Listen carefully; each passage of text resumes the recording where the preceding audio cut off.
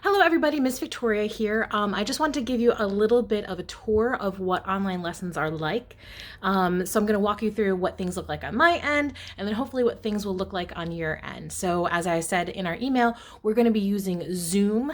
It's a little bit more professional. It's meant for like office and business meetings. So there's a much stronger connection. There's less lag in it. And I find that it's just a little bit better than Skype or FaceTime or any of those other kind of apps. But we could use those if you feel more comfortable with it. But I suggest we try Zoom and see if you like it. So let me show you my setup on my end.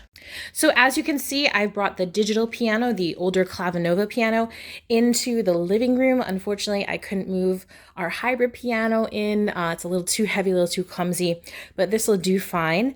As you can see, I have a webcam hooked up to essentially my TV, which is actually acting as a computer monitor. So I have to have this huge screen that I can see everybody on, which is fantastic.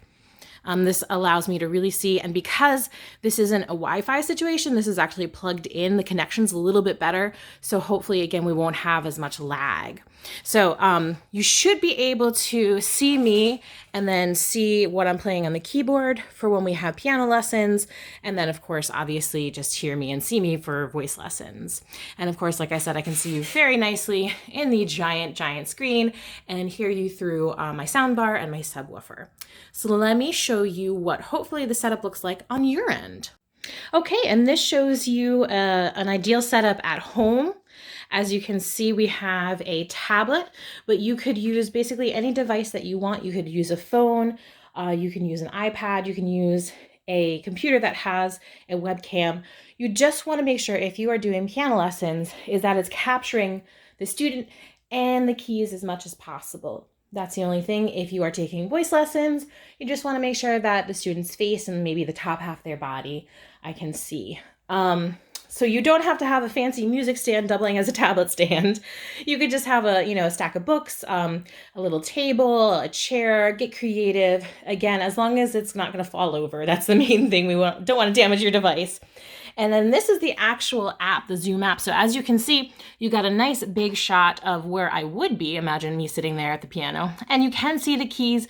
I can also move the camera around if you really need to see sort of finger work and stuff that I'm doing. And of course, there's me in a little corner.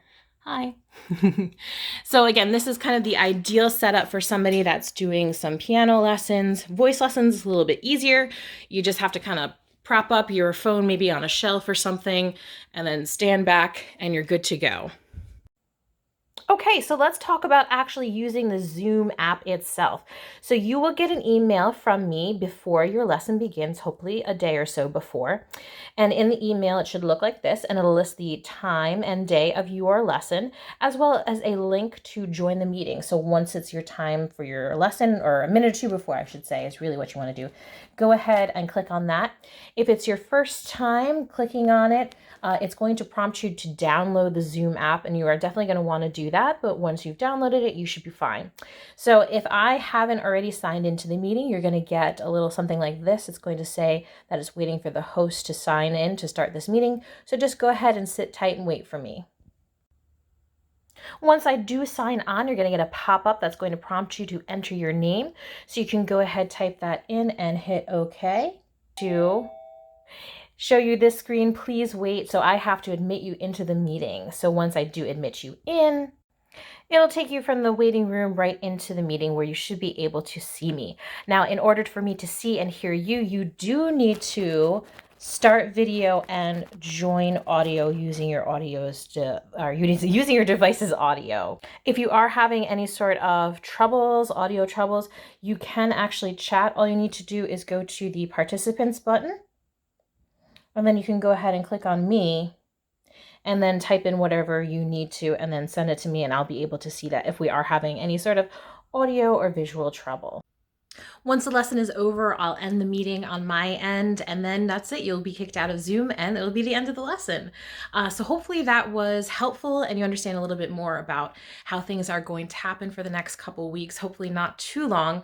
If you do have any questions, please let me know, and I look forward to seeing you online. Bye, everybody.